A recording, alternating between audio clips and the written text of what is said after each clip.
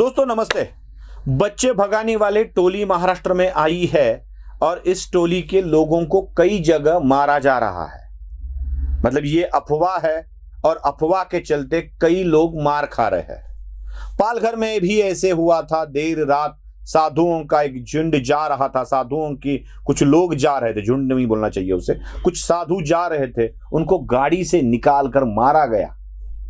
उसके बाद और कई घटनाएं ऐसे होती गई। मुंबई में भी बहुत सारी अफवाहें इस तरह की थी, पुलिस को बोलना पड़ा कि ऐसा कुछ नहीं हुआ है। बच्चे भगाने वाली टोली का संदर्भ लेकर महाराष्ट्र के पूर्व मुख्यमंत्री उद्धव ठाकरे का बयान बहुत ही महत्वपूर्ण है, बहुत ही महत्वपूर्ण है।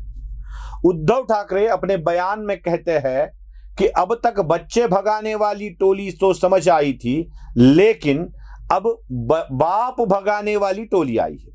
अब बाप भगाने वाली टोली कौन सी?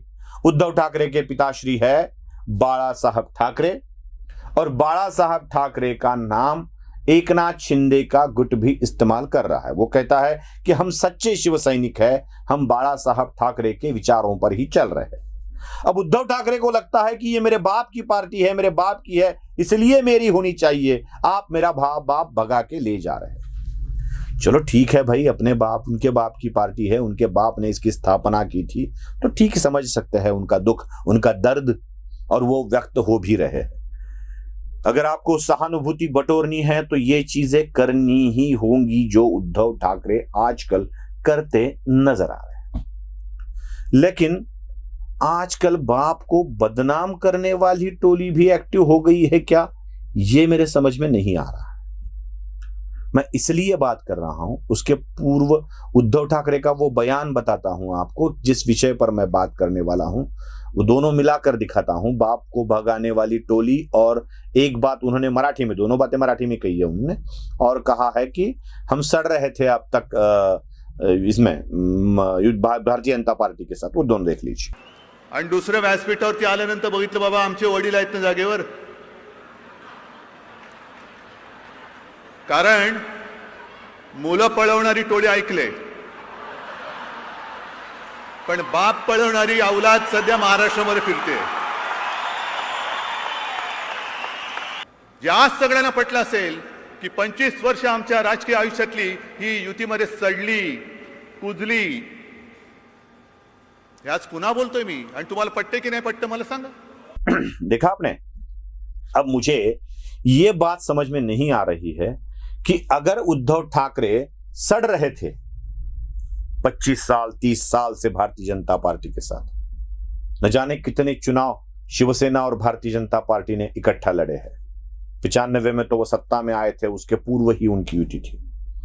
अब 95 से लेकर पहले वाली बात पकड़ी जाए, 95 से पहले वाले 90 वाले इलेक्शन की बात अगर पकड़ी जाए तो 90 से लेके अब तक का समय 30-32 साल का होता है, जिसमें 14 में युति टूट गई थी, उनका गठबंधन टूट गया था।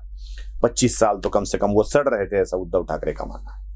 बाला साहब ठाकरे के जाने के पूर्व, उनके मृत्यु के पूर्व की अगर बात की जाए तो 90 में हुई अलायंस, 95 में हुई, 99 में हुई, 2004 में हुई, 2009 में हुई, 90, 95, 99, 4 और 9, मतलब 5 टर्म इलेक्शन में भारतीय जनता पार्टी और शिवसेना की अलायंस हुई है, जब बाला साहब ठाकरे जिंदा थे। और यह निर्णय संपूर्णतः बाला साहब ठाकरे का था, संपूर्णतः बाला साहब ठाकरे। भारतीय जनता पार्टी के नेता मातोश्री पर जाते थे, मतलब लाल कृष्ण आडवाणी, अटल बिहारी वाजपेयी, और भारतीय जनता पार्टी के महाराष्ट्र के नेता भी, जैसे प्रमोद महाजन, गोपीनाथ मुंडे, वो उन्होंने दिखाया था ना, संजय राउत ने भी ये ट्वीट कर दिया था, कैसे भारतीय जनता पार्टी के नेता खड़े रहते थे और बाला साहब ऐसे अगली वाली चेयर पर पैर रखकर बोलते थे चलो हो गई युति। अगर बाला साहब ठाकरे इस युति पर राजी थे, इस अलायंस पर राजी थे, और वो उनके मन से ही करते थे, तो क्या बाला साहब ठाकरे ने शिवसेना को सड़ने के लिए भारतीय जनता पार्टी के साथ रखा था? क्या बाळा साहब ठाकरे स्वयं शिवसेना का नुकसान चाहते थे? 25 साल हम सड़ते रहे, 25 साल हम सड़ते रहे। 25 साल सड़ने के लिए बाळा साहब ठाकरे ने क्यों धकेल दिया शिवसेना को भारतीय जनता पार्टी के साथ? अगर सड़ रहे थे तो सड़ने के लिए डाला ही बाळा साहब ठाकरे ने होगा। इसका मतलब उद्धव ठाकरे अपने ही पिता की बदनामी कर रहे हैं, अपने ही बाप की बदनामी कर रहे हैं। बाळा साहब अगर 25-25, 30-30 साल तक अलायंस की घोषणा करते हैं, ये तो हो नहीं सकता था। मतलब हमने मान भी लिया कि चलो हो गया, भाई बीजेपी वालों ने कर लिया। बाळा साहब ठाकरे अगर ना बोलते तो किसी में भी दम नहीं था कि हां हम अलायंस कर ही लेंगे।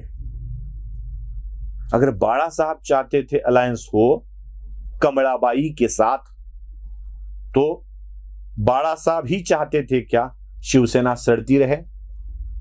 बाळा साहब के निर्णय को गलत साबित कर उद्धव ठाकरे खुद को कितना अच्छा साबित करना चाहते हैं यह तो मुझे पता नहीं। मतलब उद्धव ठाकरे जो बात बोल रहे हैं वो भी अगर सुनी जाए तो ऐसा हो सकता है कि क्या यह सच में बाळा साहब ठाकरे का बेटा बात कर रहा है? उदाहरण भी देते हैं तो कैसे देते हैं? वो कुत्ते का उदाहरण दिया। उन्होंने कहा कि कुत्ते को वो कुछ कीटक चिपके हुए रहते हैं, उसका खून चूस लेते हैं। वो भी आपको दिखा देता हूं, देख लीजिए। आणि रक्त कसं असतं? आपण कुत्रा सगळ्यात इमानी प्राणी समजतो नव्हे, तो असतोच। कुत्र्याचं रक्त हे जोपर्यंत कुत्र्याच्या अंगात असतं तोपर्यंत त्याच्यामध्ये सुद्धा एक निष्ठा असते, पण तेच रक्त जेव्हा गोचीड शोषून घेते तेव्हा गोचिडीला कधी आपण निष्ठावान नाही म्हणत। रक्त कुत्र्याचं असलं तरी कोणाच्या शरीरात आणि कोणत्या पद्धतीने गेलेलं आहे त्याच्यावरती रक्ताचा गुणधर्म ठरत असतो। अगर कोई कीटक कुत्ते से चिपक कर उसका खून चूसते हैं तो कुत्ते का खून उनके मुंह में नहीं जाता है, ये उद्धव ठाकरे कह रहे हैं। जैसे चिपकने वाले कीटकों की उपाधि उन्होंने एकनाथ शिंदे गुट के विधायकों को दी है और खुद को कुत्ता कह दिया है। अब ये वाली बात उद्धव ठाकरे क्यों करते हैं, यही सवाल हमारे मन में उपस्थित होता है। उद्धव ठाकरे जी से विनती है, आप अपने विचार चाहे जितने रख लो, विनती इतनी ही है कि बस बाप को भगाने वाली टोली से ज्यादा आप बाप को बदनाम करने वाली टोली मुझे ज्यादा दिख रहे हो। वीडियो पसंद आए तो लाइक, शेयर और सब्सक्राइब जरूर कीजिएगा। धन्यवाद।